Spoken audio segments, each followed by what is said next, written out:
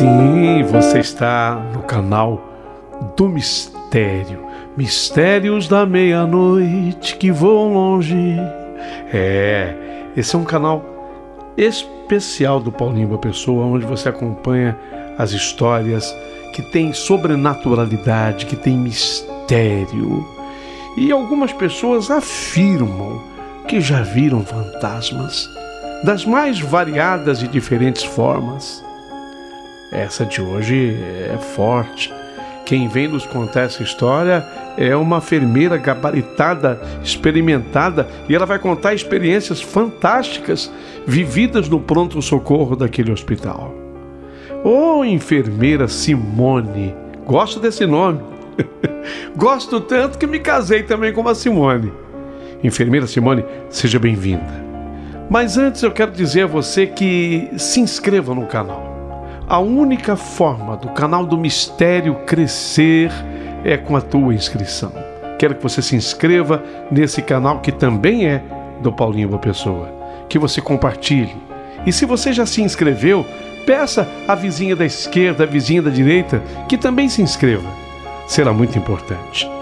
Quero você fazendo parte do nosso canal forte Mistérios da Meia-Noite, com o Paulinho Boa Pessoa.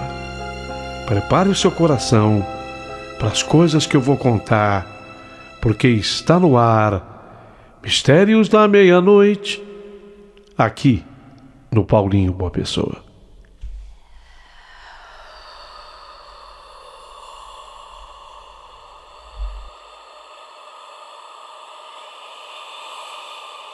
Mistérios da Meia-Noite.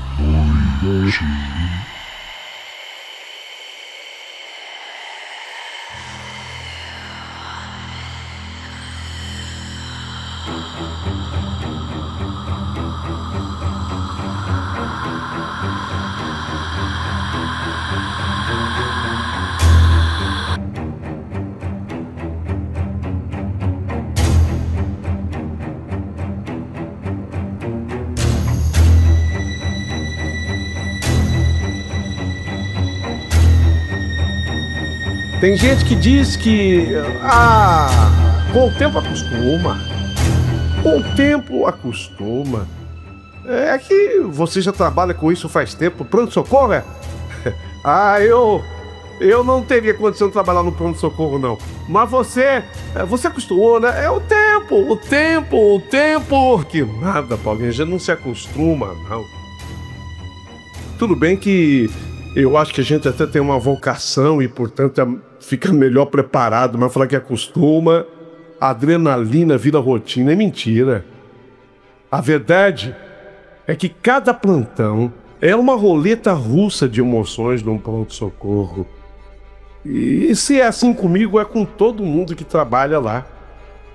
Cada batida de rádio, cada sirene que rasga a madrugada pode significar o fim do mundo de alguém, sabe?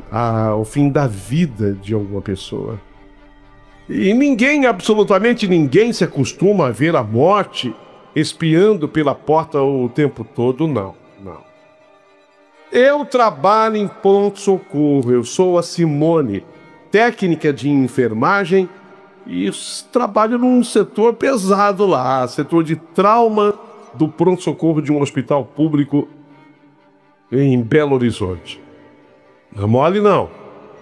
O nome do hospital eu prefiro até não declinar.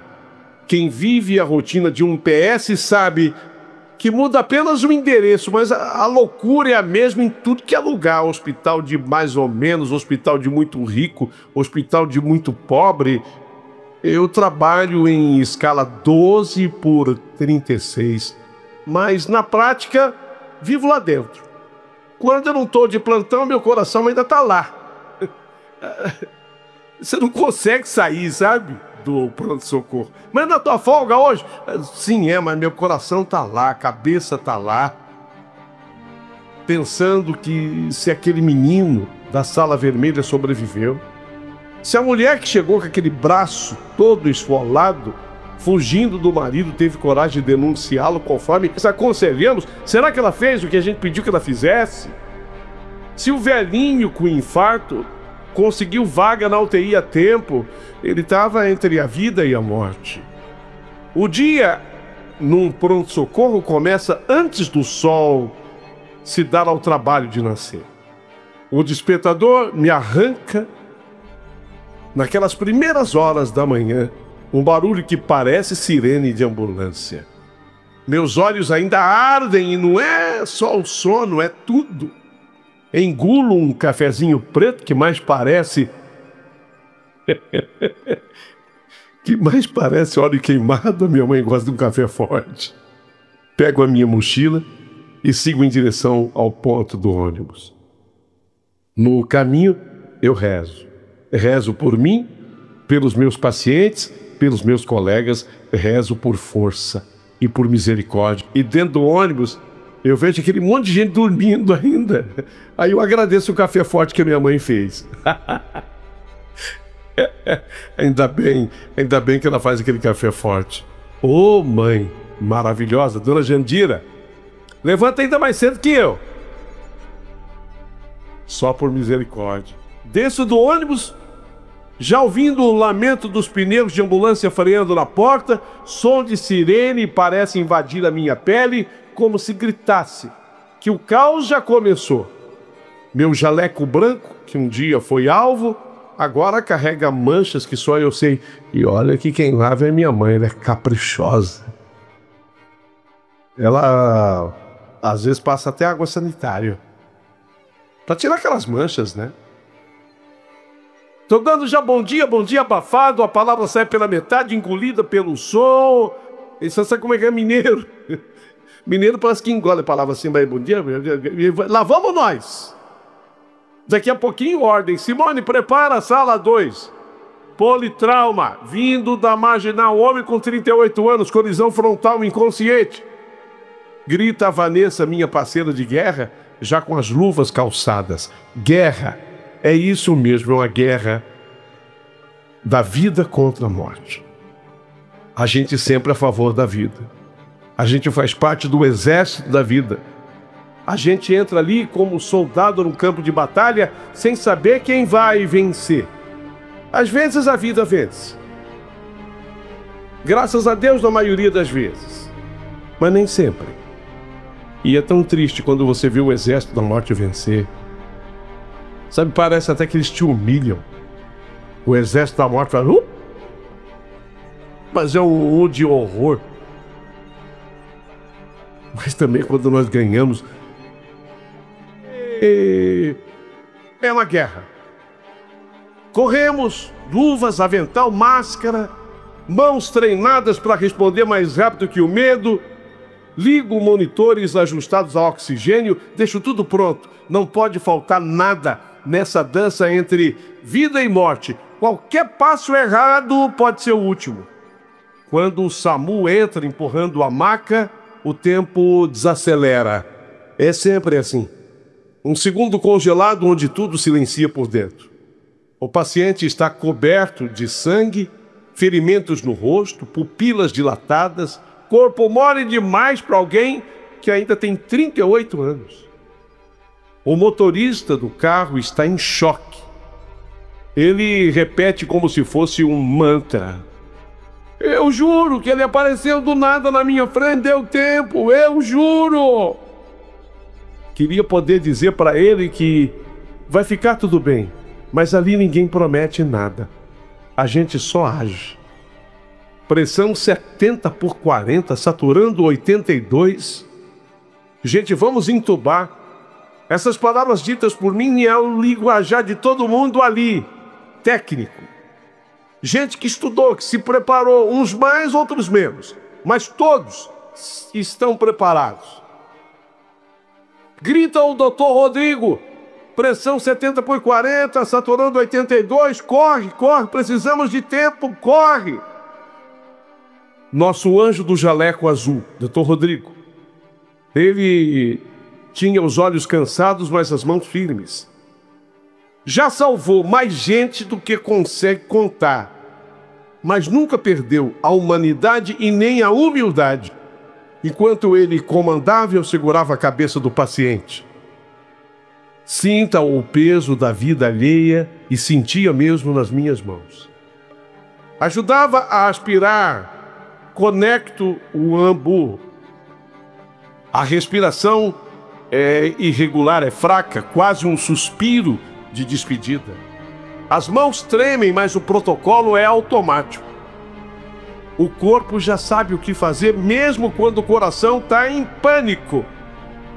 Você não se desespera? Lógico que eu me desespero, mas nessa hora parece que tudo se acalma, sei lá. Eu tenho que seguir aquele protocolo. Eu sei o que fazer, entende, não?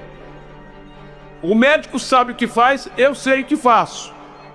5 minutos depois, que mais pareceram 5 horas, paciente estabilizado, anuncia o doutor. Paciente estabilizado. É a melhor notícia que você pode ouvir nesse momento. Não é que o paciente está salvo. É paciente estabilizado. As máquinas apitam com um ritmo mais reconfortante. Transferindo para a UTI. Mas ainda vivo. E é nessas horas que a gente se permite um meio sorriso. Um meio sorriso a gente dá. Uma respiração mais funda. Tá vivo. 2 palavras. Tá vivo. 2 palavras que carregam o peso de um milagre. Mas lógico, nem sempre é assim. Às vezes a gente faz tudo desse jeitinho, segue o protocolo. Não tem o que pensar. Enfermeiro, técnico, enfermagem, não tem o que pensar. Siga o protocolo. Intuba, medica, reanima, reza. Intuba, medica, reanima, reza. Intuba, medica, reanima, reza. E mesmo assim o silêncio vence. O monitor emite aquele apito contíguo e cruel. E a gente sente uma parte da alma murchar. Aí você escuta o grito do exército da morte.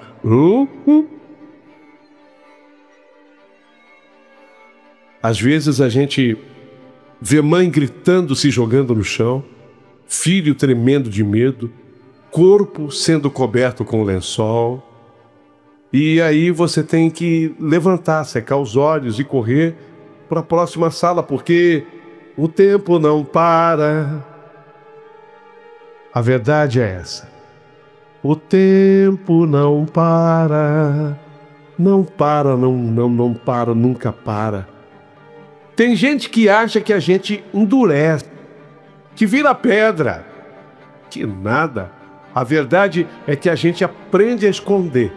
Porque se deixar o coração do lado de fora, ele não dura uma semana. Eu vejo cada plantão como uma coleção de histórias que ninguém vai ouvir. E a minha missão é dar o meu melhor, mesmo sabendo que eu não sou Deus.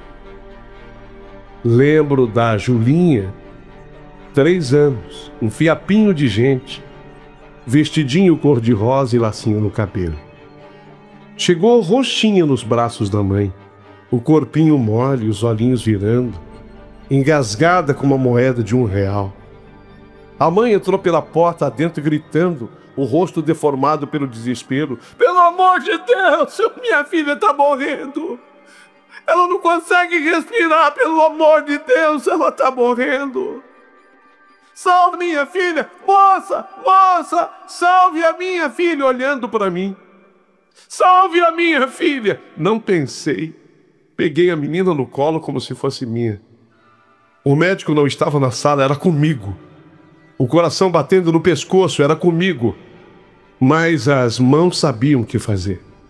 Virei Julinha de bruços, bati nas costas dela com firmeza. Para quem vê de fora, acha que é com violência. Virei de volta, olhei o rostinho. Estava ficando já mais escuro. Comecei com pressões abdominais. 1, 2, 3. 1, 2, 3. Pelo amor de Deus, salva minha filha, moça. Salva minha filha, moça. Eu por dentro também pedi a Deus. Senhor, não, essa menina não. Essa menina só tem 3 anos. Essa menina não, Senhor.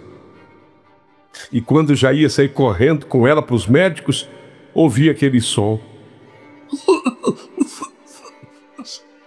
Pronto. Quando tosse, um engasgo rouco, quase um soluço. A moeda veio com um jorro de vômito.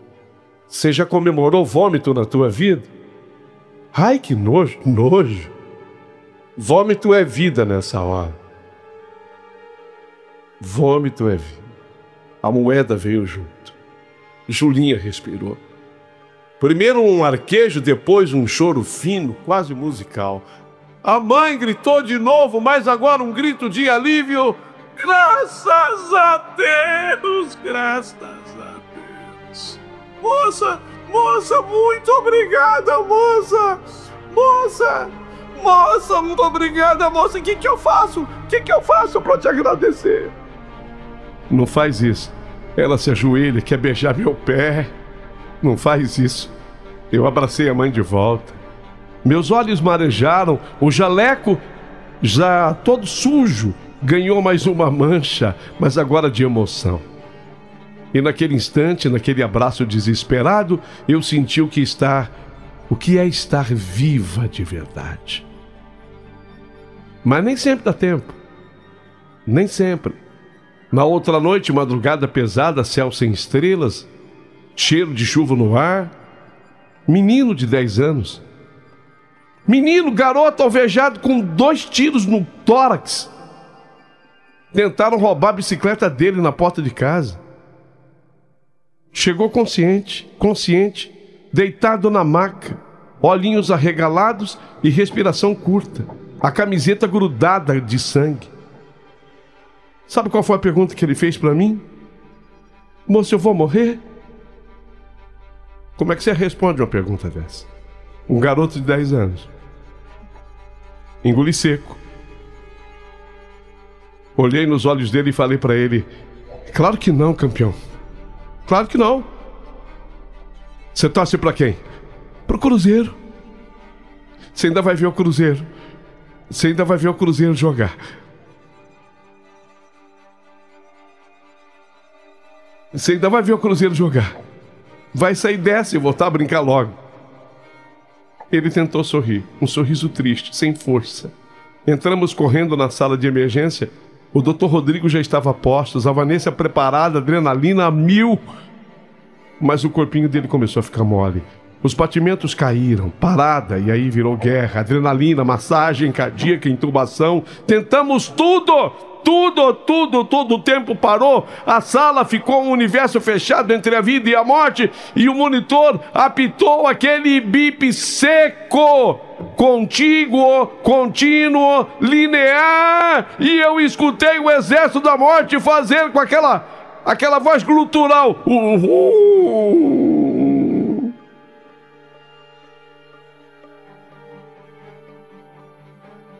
Quando eu ouvi o exército da morte vibrar desse jeito, eu respondi: mas ele tá vendo o Cruzeiro. Ele tá vendo o Cruzeiro. Ele tá vendo o Cruzeiro de estrelas. Quem sabe a cruz do Cristo. Ficamos ali paralisados por um segundo até que... ah, meu Deus, chegou a mãe dele. 10 minutos depois, correndo ofegante, as mãos sujas de terra, os olhos já inchados. Quando ela viu o corpo coberto, gritou um grito que rasgou o pronto-socorro inteirinho. Um som que entrou na minha pele e que nunca mais saiu. Me aproximei, tentei falar algo, qualquer coisa, não saiu. Só fiquei ali, do lado dela, ouvindo aquele choro que não tinha palavras. O Dr. Rodrigo fechou os olhos, Vanessa chorou num canto. Rápido, porque tudo tem que ser rápido. Até a lágrima é rápida. E eu morri mais um pouquinho por dentro. Depois, no vestiário, com o corpo cansado e a alma em frangalhos, Vanessa me olhou com os olhos vermelhos e falou: esse lugar te esvazia e te enche ao mesmo tempo, né? Você morre um pouco a cada plantão, mas vive de verdade cada vez que salva alguém. Ela tinha razão. Claro que tem também os casos inusitados. que fazem a gente rir, mesmo no meio do caos. Você ri? No seu trabalho você ri? Ô Paulinho, peraí. Acho que não tem trabalho que a pessoa não ria. Vai me falar que você não ri aí no rádio. Nossa, aqui a gente ri bastante. Eu, Reinaldo. A gente... a gente ri, né? Mas nesse dia o tio Zeca, um senhor de 70 anos, bigodudo, sorriso fácil, ele chegou com um facão cravado na coxa dele, sangrando, mas bem-humorado. Acho que querendo mostrar toda a macheza dele. Eu acho que sim. Briga com o vizinho por causa de som alto. Tá doendo, moça. Assim ele chegou. Tá doendo, moça, mas pior foi o disco que ele colocou lá, o som. Ria. Pior foi o disco que ele colocou lá num som alto. Ele até falou o nome do cantor, eu não vou falar. Eu não vou dizer o nome do cantor para não ofender, não precisa. Aquilo sim é uma tortura pra mim, moço. Isso aqui não é nada. Perto do cantor. Aí ele falava o nome. Ele colocou um cantor lá num som alto. Isso aqui pra mim não é nada. Aquilo é tortura. Todo mundo na sala caiu na risada. Até o doutor Rodrigo riu.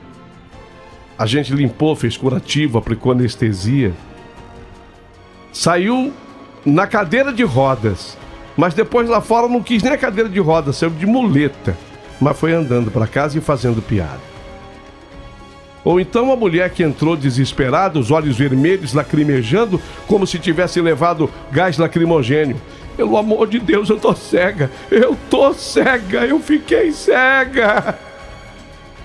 Eu acho que eu fui envenenada.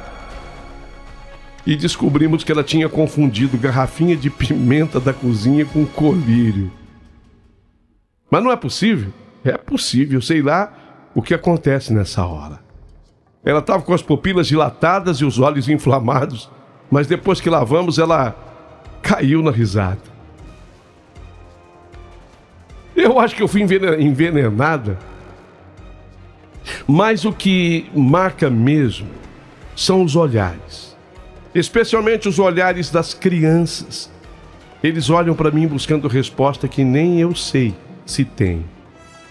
O da idosa com fratura no fêmur, que segura minha mão com tanta força como se segurasse a vida.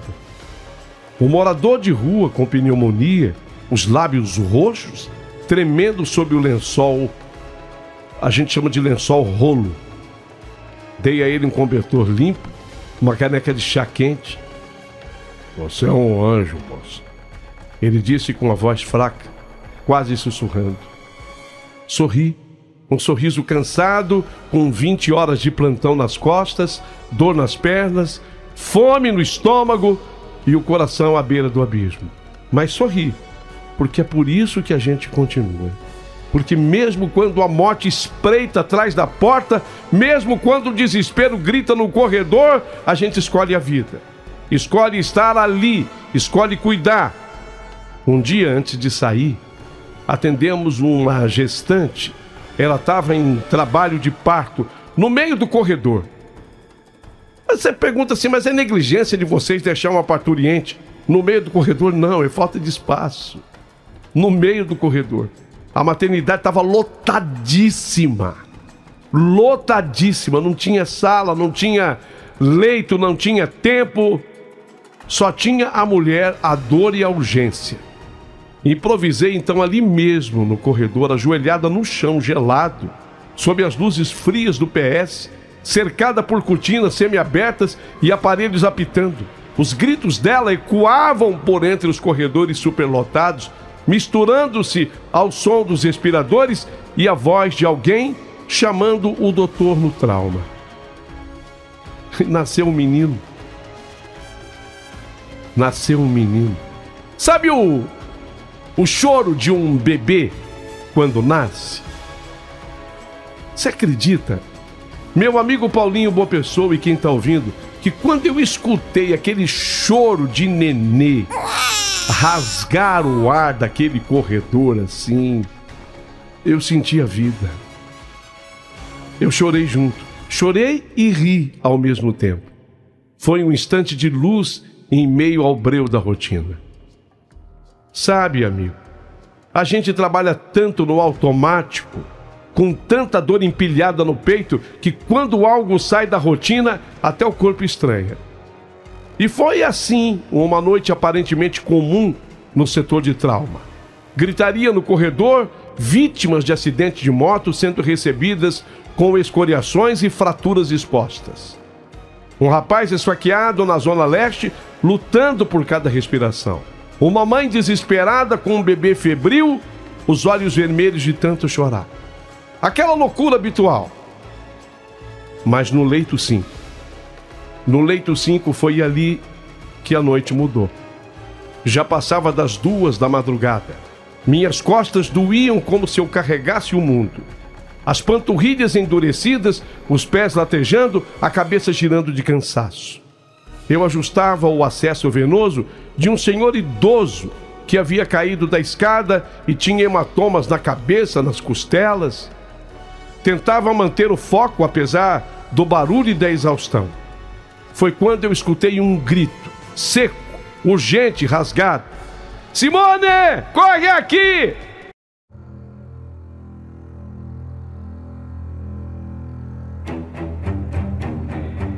Era a Jéssica, técnica experiente, mas novata no trauma. Quando eu entrei no leito 5, o tempo parecia parar. O paciente era um homem de cerca de 40 anos, pele tão clara que parecia translúcida sob a luz fria. Ele tinha um olhar distante, perdido, vazio de tudo. Havia sido trazido pelo SAMU, desacordado, encontrado num beco escuro, sem documento, sem identidade, sem passado, o corpo sem história. Ele que começou a rir do nada. Disse a Jéssica trêmula. Ri? Ele começou a rir do nada. Mas com aquele olhar vazio e assustador. O que foi? Começou a rir. O olhar assim, vazio, assustador. Me aproximei com cautela. O monitor indicava sinais vitais normais. O corpo quente. Mas os olhos, meu Deus, os olhos. Senhor, consegue me ouvir? Pode me dizer o seu nome? Nada. Nenhuma resposta, nenhuma reação. A pele estava fria ao toque, apesar dos sinais normais. Ao lado do pescoço, um arranhão profundo, fresco, como se tivesse sido feito há segundos. Mas sem sangue seco. Seco, totalmente seco. Como se o ferimento simplesmente existisse suspenso no tempo. Ele estava assim desde que chegou. Eu perguntei ainda, examinando o senhor, perguntei para a moça, a colega que estava praticamente começando, completamente apagado. Ele chegou aqui completamente apagado. Simone, ele nem reagia à dor. Mas aí, de repente, abriu os olhos e começou a sorrir. Um sorriso estranho. De repente ele virou o rosto para mim. Um movimento lento, quase teatral. Os olhos fixaram os meus com uma intensidade que me paralisou. E então ele falou. A voz saiu arranhada, como se a garganta estivesse seca há dias. Vocês não deviam ter me trazido para cá. Ele vai vir atrás de mim. Senti um arrepio correr pela espinha. Quem? Quem virá atrás de você? Perguntei, tentando manter a calma. Mas ele não respondeu. Voltou a olhar para o teto. Um vazio tão profundo que parecia sugar o ar da sala. Jéssica, a colega, pálida, foi chamar um psiquiatra de plantão. Mas antes que saísse, o monitor disparou. Taquicardia súbita. O coração dele foi de 80 para 180 em segundos. Começou a suar frio, os músculos retesados. Corri para pegar o ambo. O doutor Ricardo entrou na sala voando e já preparando a adrenalina. Vamos lá, estabiliza ele, rápido! Mas não deu tempo. Em minutos o coração parou. De 180 a 0. Blum, parou. Silêncio mortal. O tipo de silêncio que pesa no ar, que machuca os ouvidos. Fizemos 3 ciclos de reanimação. Adrenalina, massagem, desfibrilador, tudo. O monitor só respondia com aquele traço maldito, linear, frio como uma sentença. E a gente escutou o exército da morte. Som glutural.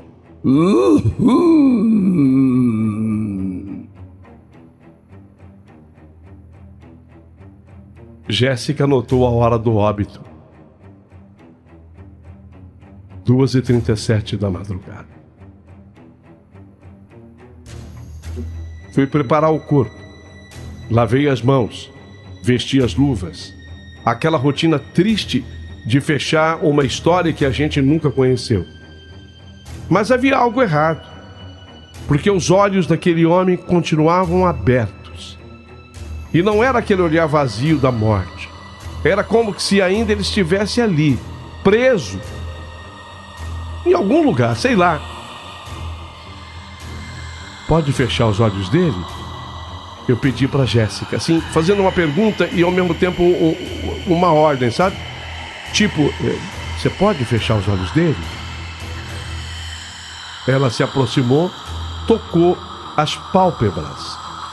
E então, quando ela fez esse movimento de tocar as pálpebras, o homem se sentou.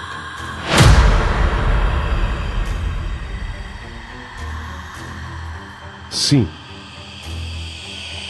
Com um movimento brusco, firme, como se tivesse despertado de um mergulho profundo. Deu um suspiro alto, gutural, que ecoou como um trovão na sala. O monitor zerado. Coração sem atividade. Mas ele estava de pé. Jéssica gritou! Ai! Eu congelei. O doutor apareceu e entrou sem fôlego. O que é isso? O que está acontecendo? O que houve? Ele morreu, eu declarei o óbito, assinei. O homem olhou para a gente. Os olhos estavam escuros, não castanhos. Escuros como se houvesse algo dentro girando, pulsando.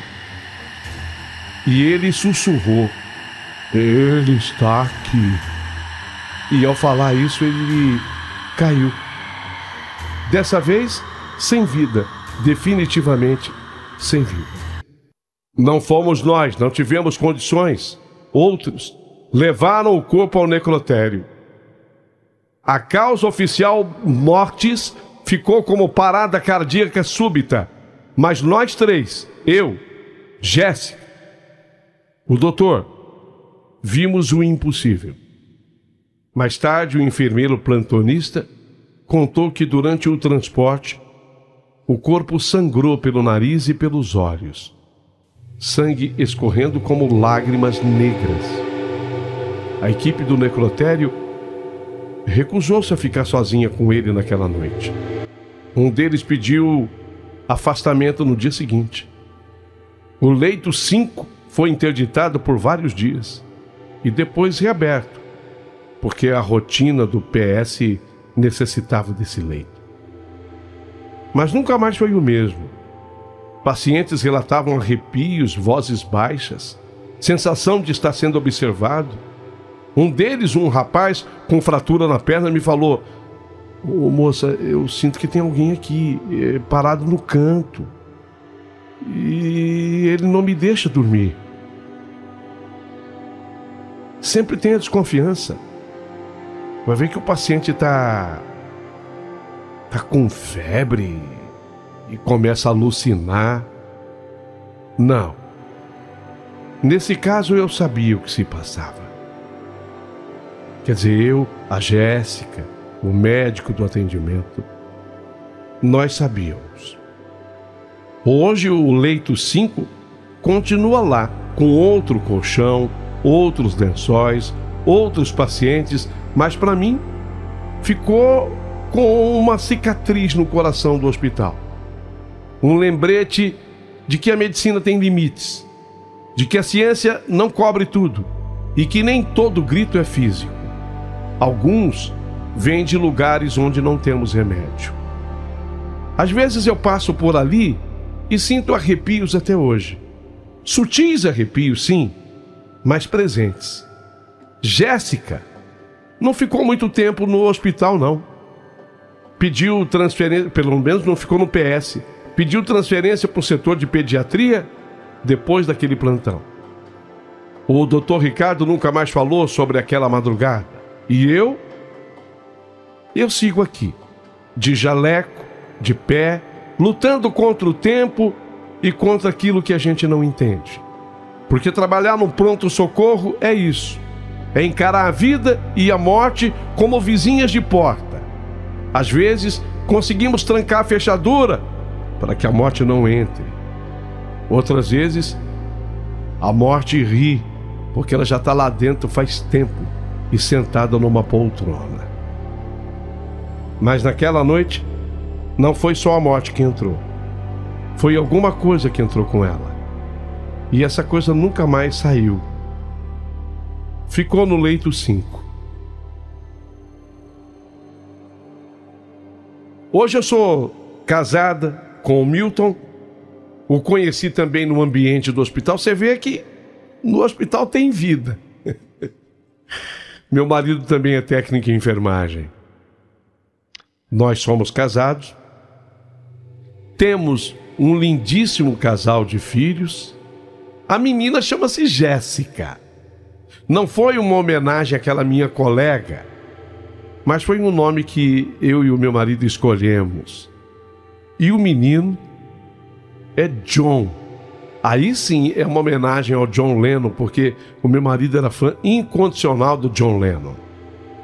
A mamãe, a minha mãe querida, a dona Margarida, mora conosco. É ela quem levanta antes de mim. Faz um café forte.